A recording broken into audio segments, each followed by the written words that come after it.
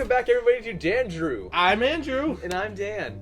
We did that in reverse order, but it's okay. What are we talking about, Dan? We're going to be talking about The Last Jedi. Yes. Speculations and whatnot. I'm very excited. I know you are. He is always pumped about this. I am totally, as I'm a fanboy towards Apple, I'm a fanboy towards Star Wars. Yes. Give me some of that and Star Wars I very fandom. much like Star Wars a lot. I don't know Yes. if I'd call myself uber fan if I had to. You don't seem overly excited, but you're not against it either. I'm not against it at all. You're definitely into that. Oh fandom. yeah. Whenever I see it, I'm just like, yes. You fall into that category. So, I could gush about the everything of Force Awakens so much just because I love knowing I can be like, touch. yes, practical effects. And it feels like they're continuing that with The Last Jedi. Yes. So are you expecting good or I think it'll be good. better? I think... I want to say it'll be just as good as Force Awakens because sequels are always a hard thing to raise up. True. A little bit. Like, the only... I'm trying to think of a sequel. I think there's a lot riding on this one. There is a lot riding on this one. You're right. And I'm just trying to think, like... Because, like, first of all, Force Awakens brought back that Star Wars spirit. It really... Because after the prequels, we were all just like... Get it out. Like, it was kind of like how when the originals came out. Yes. And it was celebrated like veterans coming back from World War II. I think the Star Wars release had more people excited than the end of World War II. No, but I'm making an analogy, don't worry. Okay. But then, and we can all agree, it was like, oh, it's amazing, and it was such an interesting time. Then the prequels came, and it was more like Vietnam. Where, like, nobody wanted to have to live through it again, and they wish they could just forget it. But there's, like, a wall on Skywalker Ranch that has all the names of anybody who ever worked on it. And it ends with an assassination. Yeah. You know, George Lucas is just out of the Lucasfilm, and I don't know what I would compare this to. Okay. Probably a good thing we stopped with the war analogies now. Yeah, that's enough of that. That's enough Tie of up those ends. But Force Awakens and Rogue One both combined have brought back that real... Yeah. Yes! Rogue One, Force Awakens is like worshipping A New Hope. Both of them are like, you're the best. Yeah. Forget Jar Jar. Forget Qui-Gon. All that. Right.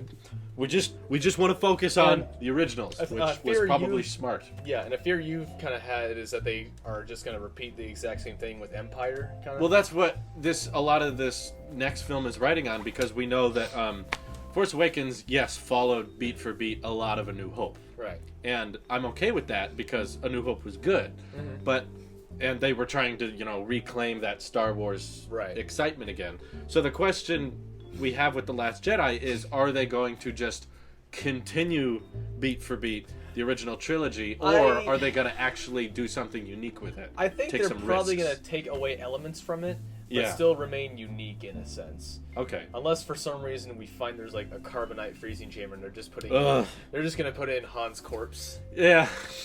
See, this is what I'm worried about. It's just like this. Okay, Han is super dead. He's super dead. First of all, he fell into Starkiller Base, which then exploded. Yeah. But it is the Force, whatever. You could say that he got cremated for free. he got reduced back to space.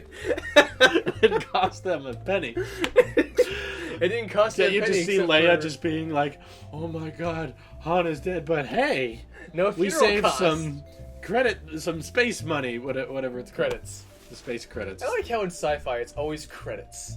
They never come up with an actual name for it. Because when something about space dollars doesn't sound right.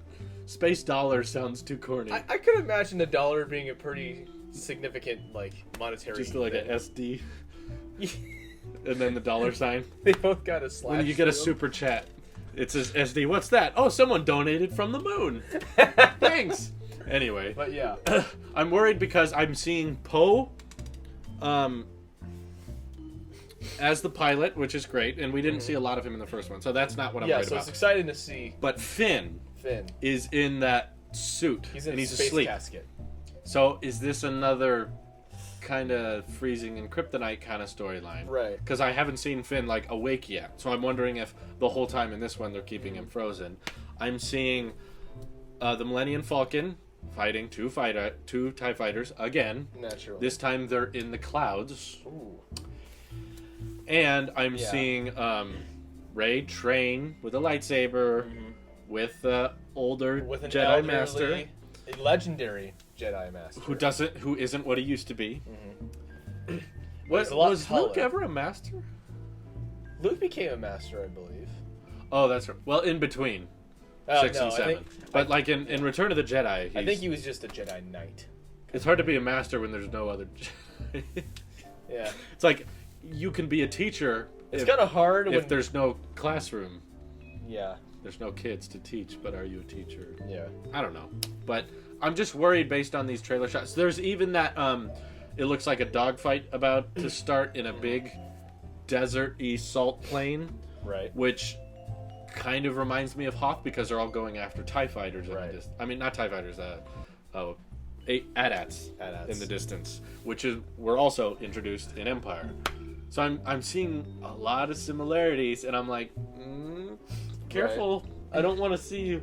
I mean, the question still arises, though, if they did kind of follow Empire, do you think you would still enjoy it? I think I would enjoy it a bit, because Force Awakens is basically just A New Hope reduxed, and I enjoy that quite a bit, but... We're fine with that, We're fine with that. It's not very, like... I would prefer it to be... inspiring, or... I would prefer it to be the version that you always pitch, that you want to see happen, where, like... I was going to get to that, but go ahead. I'll let you pitch it. Alright, so here's Drew's idea for a Star Wars movie. Probably does not even just necessarily this, just a Star Wars plot in general. Yeah. But it would be preferable if it was... to this. Episode 8. But, yeah. In his vision, he would like to see... like Rey eventually go over to the dark side and Kylo be pulled back to the light. Right. So Kylo would be dealing with the fact that he killed his own father. Right. And he's really bad at being the bad guy, as we saw in The Force Awakens. He's very torn on being a Sith. He's like, it's too late, and he's crying, and he's upset about this situation, which to me points that they're looking into he's not all bad, which could be leading to Darth Vader last second become the good guy. Or... what I would love to see is Rey be angry about her parents abandoning her. Yeah. Because there's a lot of stuff she could get legitimately angry over. Sure, Rey has total justification. I could see her like turning to this dark side to be like, "Hey, Mom and Dad, screw you." Yeah, Crush. or Luke is gonna say things like, "The Jedi are about not fighting, about not being violent." Because if you remember Return of the Jedi, Luke says, "I will not fight my father." Right. And that's when he's the Jedi, is when he refuses to fight and is just like in protest.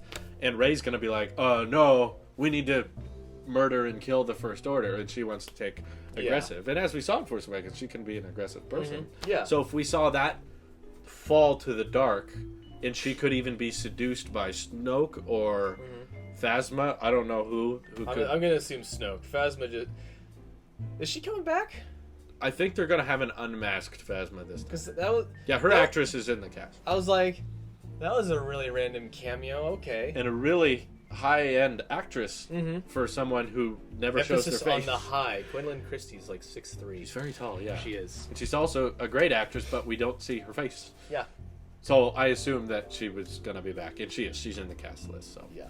And it looks like in the trailers the scene we got flashbacks of in 7 where Luke is with R2 in the flames, and there's like Imperial troopers showing up. Like we're gonna actually see the origin of Luke's fall, why he's isolated. And I just thought it would be different and unique to see like a different plotline where what if Luke did come to the dark side? What if we actually saw that transformation and Kylo Ren is the last Jedi, right? And he's the one who's gonna have to put everything back. Like that'd be clever. We wouldn't see that coming, even though I just predicted it. Like a good little switcheroo. Yeah. But what would you like to see? What would be really best case scenario? Well, you pitched it so many times that I think my brain is just defaulting to it. So I want to see that, but I really wanted to see them do something that's not just, almost beat for beat Empire Strikes Back. Like, we'd be okay with that, but would we love it? They have such an opportunity here to, like, go to bold new places. Yeah, they have all the money. Mm-hmm. They have all the fan base, so they don't have to and worry hell, about after people Phantom showing Menace, up. We'll accept anything better. Yeah, you have a fan base, Disney, that defends the prequels. Yeah. That's like defending... People wrote entire comic books about Qui-Gon Jinn. This is like... one of the most boring characters on screen. We all thought that was great. So, you basically have complete freedom on Star Wars right now. You could do whatever you want and we'll probably be okay with it. This is kind of like... I don't know, to make an extreme example. Okay. This is like somebody who grew up knowing why communism is bad but still defending the Soviet Union. I had to go there. Dan, the king of metaphors. always has some cross parallel. But no, comparing to Vietnam and then the USSR. Yeah, no, it's the exact same thing. But I would make the comparison that the First Order especially resembles the Nazi Party. Yes. But I mean, like, the original Empire in A New Hope was like, oh, they're kind of like the Nazis. And then in the First Order in Episode 7, they're like, no, they're literally the Nazis. The speech and the flag and the... I kind of like to think now that Snoke thing. Was actually... He wrote like, Space Mein Kampf. So, like, you could just see him in an oversized jail cell. Guard, I wish for a penance of paper. In space. That's what Snoke is. Just like... We should talk about Snoke, though. Like, do you have theories on him? Or have you read anything? I have not read very much. All I know is Andy Serkis. Do you think this could tie in with the Darth Plagueis? I'd be very interested in seeing how that would go. Because that would be validizing the prequels as canon. Yes. Which we're not always in favor of, but they already did it with Episode 7. They're kind of already there, so we kind of have to deal with it. All the people in charge over at Disney have been like, yes, guys, but the prequels are canon, but we're not going to talk about them very much, okay? Like, well, like they asked JJ to rank them, and he's always like, I'd rather not rank them. I just think they're great, and I love them. He's and just like... Don't say you hated the prequels. Don't say... Well, there's no way he liked those. I keep thinking the Dark Plagueis scene, and I'm reminded of Nostalgia Critic's top 11 things. Yeah. And how he's like, it's introducing a mythology more. I'm like, that is actually pretty interesting. So I had to agree with Nostalgia Critic on that. If they have to like bring in anything from the prequels, I would be happy with that because that's actually a very intriguing That's a good point. Yeah. And I'd like to see more of that storyline. Mm-hmm. If they're okay with revealing flashbacks and stuff like exactly. that. I mean, Palpatine, the actor, is still alive. Mm-hmm. He was at Star Wars Celebration. He's doing pretty well, too. Good for him. So, do it. I'm totally okay with that. I would like to see that complete circle, now that you mention it. If we are going to remember something from the prequels. These will be the good parts. That scene, which I think is one of the longest dialogue scenes in all of Star Wars. Probably is. Between Palpatine and Anakin. Like, I think it's pretty deep. Yeah. The whole... Have you ever heard the story of Darth Plagueis? Like, it's interesting mythology that the movie actually created. This wasn't just some Wikipedia article. No, this is like actual stuff. It's like... Right. This is not my own metaphor, by the way, but I'm reminded of... Here we go. Something that Pro Jared said when he was reviewing, like, Sonic... It was a Sonic game or something like that. And he was like, now, this game is like a bowl of Lucky Charms. There's a lot of just boring wheat cereal in it, but there's also a lot of marshmallow bits. And it's okay to like the marshmallow bits. And that's what that scene is like. It's like one big ol' jet puff marshmallow. Okay, fine. No, that wasn't that bad. It's like, it's just a big old marshmallow bit for the cereal. I like You know it's a bad movie, though, when someone is saying, what did they do right? Yeah. But regardless. Yeah. I'm predicting The Last Jedi to have a very anticlimactic ending. Possibly. I hope it doesn't, but... Very similar to Empire. Yeah. I think this one, I just hope it's not... Like, if it does have that, I'll be like, yeah, okay, kind of had to see that coming. They still got the trilogy. But right, that's kind of how they design them now. Like the first one is like, look at what we can do. We're back. Mm-hmm. So the Force Awakens has a pretty satisfying conclusion. Like, oomph. Yeah.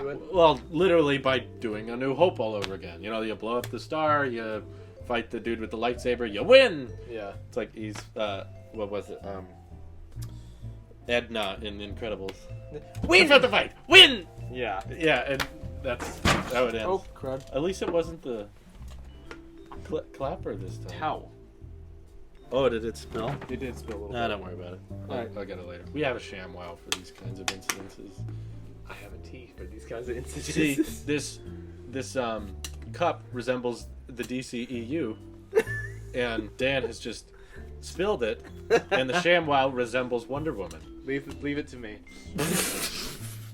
Metaphor number 4, everybody. Do you think they need to bring back, maybe not in episode 8, hopefully not in episode 8, but like where this whole trilogy is concluding to, if it is resembling Return of the Jedi, are they gonna do another Death Star in episode 9? So let's try and figure out the sequence of events here, because they go from. Because the second Death Star was just bigger than the first one, right? Right, but it was incomplete. Okay. That's why it was all crumbling. So it was bigger, it's more powerful, but it wasn't done yet. Are we going to see them like building a planet? Or starting to terraform, maybe? I'm just thinking. I'm just sick of it. The only thing I can imagine it would like go up from there. Yeah. Would be like, well, no, gas giant doesn't necessarily have to be bigger, but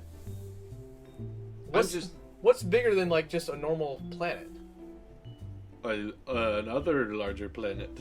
I don't know. Like Earth. Earth, I know, is on record one of the largest rocky planets we've ever recorded.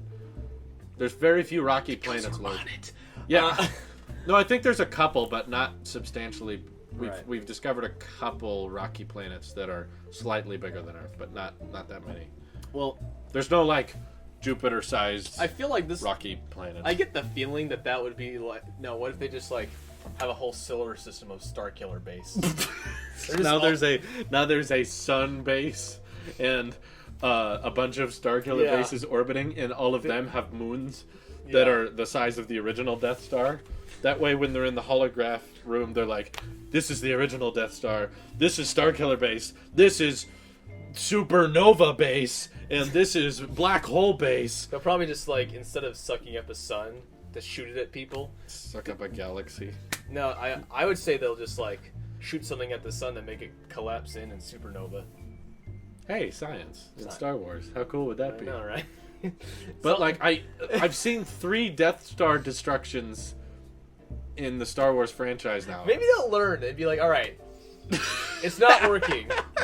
It's not working. Can you imagine that meeting going down with all the First Order guys who are like, I would 100% love this movie so much more if they were in a meeting and they were like, so we found another planet. We're going to put the ultra mega laser in it so we can strike the rebellion once again with one. And Kylo Ren is like, oh my god, are you insane? Yeah. How many times do we need to create a giant bomb for all the rebels to have an easy access point that if they hit it with like a couple bombs, then the entire planet explodes? Well, I would give the movie so much credit if they just like he just like force chokes him. Like, no, do you not get this? They figured this out 30 years ago. Can't you imagine like one static shot?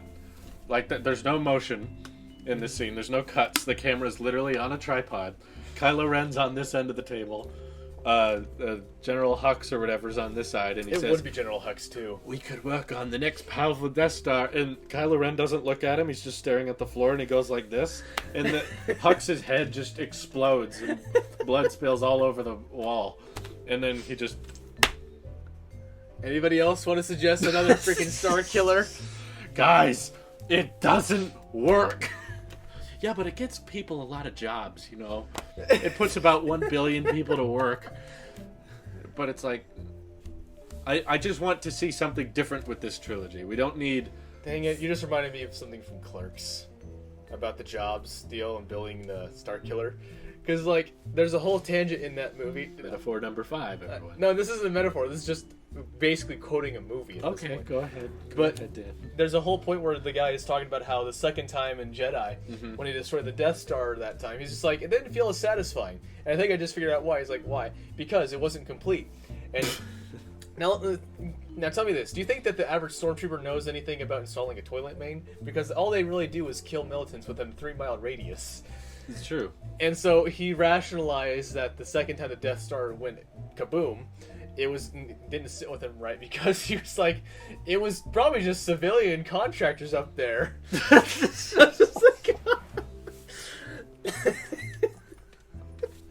That's true. Isn't it great? You have a point, Dan. No, the fact that it was in construction. Yeah. means, like, what if 9/11 wasn't in the Twin Towers and the planes flew into, like, a building people were working on? Like, in Iraq? Probably, like, higher casualties. It's like, you guys are hurting yourselves more than... Okay. And, like, the rebels are being quite violent, considering in Force Awakens they blew up an entire planet. I hope... Sorry. Not the burp.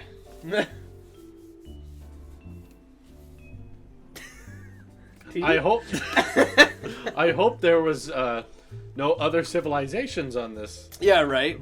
Base. Like, did they just find a... Can we make a whole movie about one town on that base? Where they're just trying to tell the rebels that they're there and that they shouldn't blow it up. Like, don't kill us! Collateral damage, look out! They got signs and stuff. You're not helping! and then they're just like, blow it up! There's just one guy holding a sign that says, do not nuke. Like, spell it out in snow. I'm trying to write it, no one can see it. But that's all I'm just not interested in, is if we're doing another trilogy, let's not make the same mistakes Jedi made. Because I do think Jedi, of the originals, was likely the weakest. Yeah. Endor... Well, because that was the one that George Lucas had, like, mostly full control over. They gave him all the power. And they was like, no. Yeah. And luckily, I think with Force Awakens... They gave all the control to one individual. That's one question I want to ask you. Do you think Lucas ever had, like, really good ideas and they just had to get filtered? Do you think it was all like, what if we did this? And it was like, or... I think... Like, Bob from accounting's just like, hey, Georgie boy. Red Letter Media talks about this a lot. I do think that back when he was making A New Hope, which it wasn't even called that originally, he wasn't that famous. He wasn't that popular, and people on set, he was pretty young at the time too, people on set, like the actors, the filmmakers, and the sound design people, were probably telling him, my bad, they were probably telling him, like, George, don't do that, doesn't make sense, we're gonna do it this way. And a lot of what we love about the original movie might have been external ideas. And I think the reason the prequels were so bad is because George had absolute control. And no one wanted to say anything to him. They're just like, he's such a genius. They're just like, that's George Lucas. Don't question him. And they'd let him, like, stare at alien heads for 20 minutes. And decide which alien head was his favorite. And not really work on, the script. Important. He was too busy with the visuals and not the lore. The lore. Exactly. And I think with this one... It's kind of interesting that they're willing to give control to more than one director, depending on each film. I'm curious if they're doing that because they want different perspectives, or it's because they want not one person to have all the control. I think maybe with that, it's because Star Wars is such a universal thing in our culture that they don't think it should belong to any one person's vision. That's a good point. Because it's like, all right, how many freaking fanfic books or just actual canon books have we written? Or just ask actual popular directors out there who here would be interested in making a Star Wars movie. They're all like, oh, I'm a filmmaker because of Star Wars. And that's what all of them say. So they're like, okay, you'll all get your turn. Like, people go into debt in film school because they love these movies so much. Exactly. And the fan films can sometimes be better than the actual films. Yes. Which has happened. Yes. Like, there are certain fan films I would rather watch than the prequels. Been certain cutscenes in video games that have been better than the prequels. Oh my god, the Old Republic video game cutscenes? I'd watch an hour of that with no dialogue before I'd watch the prequels. Those are incredible. And they even have some good stories to them. But, so the director of episode 8 is Rian Johnson. Right. And from Looper. Yeah, so I have a lot of faith that he's going to do a good job. I'm more concerned about episode 9, right? Whose director is Colin Trevorrow, who did Jurassic World. And to me, that feels a bit more producer-ish. People going, he knows how to make money. Give him Star Wars. He will make us money. Well, was he? What was the thought process? Was he in full control of Jurassic World? No, see, he was credited as director, but he was given that role because he is not a big-time director. Okay, he did like one tiny film, and I think the producers choose them because they're like, they'll be really grateful for all the money we give them. And also, since they're new to the field, we can tell them what to do, and they won't question us. Well, Like, Cullen won't be like, I don't want to make that kind of movie. The producers can be like, no, put this in it, put this in it. Right. We're in charge. We gave you all this money. Aren't you grateful for the opportunity we gave you? Maybe so. Well, I have some worry, because is Rian Johnson just a director? Is he helping write it, or? Well, he's writing. Okay. He's helping write episode 8 and 9. So hopefully that's a little worrying. Like, I know he can do solid, competent stuff. Like, well, I think Lawrence Kasdan helped with 7 and 8, and I'm not sure if he's fair enough. So he's not soloing it. I wish Lawrence Kasdan wrote the whole thing. Yes. I wish we didn't even have anyone else. Right. I was just like, he wrote Empire. Guys, give him everything. But nope, they were like, no, we're gonna have everyone a turn, and I'm like, don't screw this up. Yeah, and especially, well, because when I think of Rian Johnson, I think, okay, I really like the feel of Looper, if that makes sense. Yeah, sure. But the actual story has a lot of things that annoy the living hell out of me. And it's so like, maybe some he's noticeable plot holes. Yeah, you could see. Like, he's done good stuff. Like, what his earliest movie, I think he was Brick that he did. That was a solid movie. He's not a bad director. He's not a bad director at all. I think he had some blind spots when he was doing Looper in particular, but as far as, like, getting down a vibe, sure, I can appreciate the guy. Like, I honestly can't even explain it, because Looper was such a weird movie, and it kind of, like, I think it was trying to be like a cross between like gangster and western almost at times. Yeah, I see what you're saying. Which I like that kind of fusion. Yeah. But that doesn't mean the movie itself was good. But so I'm just hoping he can bring something a little different and unique. Exactly. With Last Jedi. Who do you think the Last Jedi is? I want to hope Kylo, honestly. I really do hope that's the thing that's going to happen. The obvious answer is Luke. Yeah. But Rich Evans of Red Letter Media has a good theory on why he doesn't think Luke's gonna die, which at first I was like, what? No. Like, the title's The Last Jedi. Obviously Luke's gonna be killed. He said, well, they killed off Harrison Ford. Right. So that's already sad. Yes. Carrie Fisher obviously cannot return for episode 9. Right. Which means she finished her parts in episode 8, but whatever role she has in episode 8, that's her last on-screen role for anything. So to kill Luke Skywalker and Leia in the same movie might be a little too depressing. And the producers, because of Carrie Fisher's death, might be like, let's let Luke stay a little bit. Yeah. Let's let him make it to 9. So you think Rey is going to die?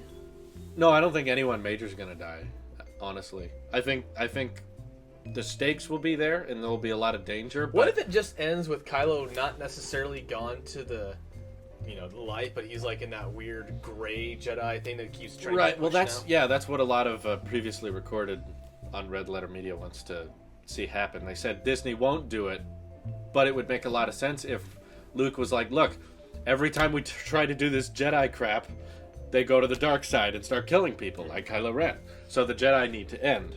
That's what he says in the trailer. And they're saying, what if Rey comes along and is like, well, we need to take action. We need to fight against the First Order.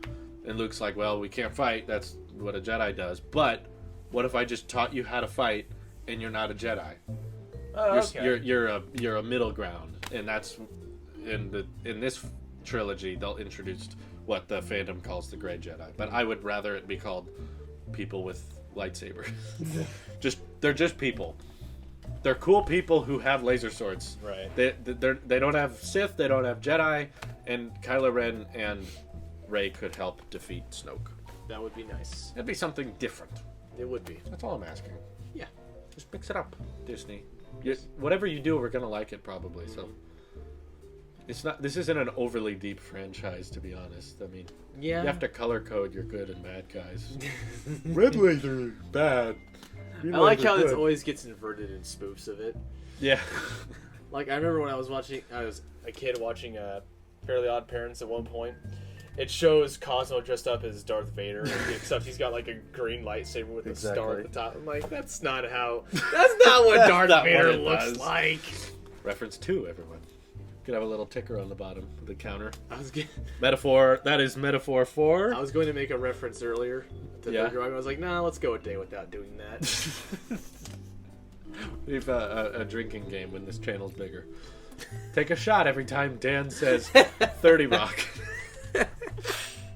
That sounds like a fun game to give everyone alcohol poisoning. But yeah, right. You have any more thoughts on The Last Jedi? I think it'll be good either way. It's in capable hands. Yeah. I think this could be decent at worst. There you go. Is what I mean to say. It's a worst case scenario. This is just like Empire, and even if they do the just like Empire route, I'm not going to be too upset. Empire's a good movie, and if they made something like Empire, it would also be good. Right. So excited either way. Yes. What do you think of The Last Jedi? Yes. This has been Dandrew talking about The Last Jedi. So let us know other topics to discuss on Dandrew. All of you have a good day. Take care.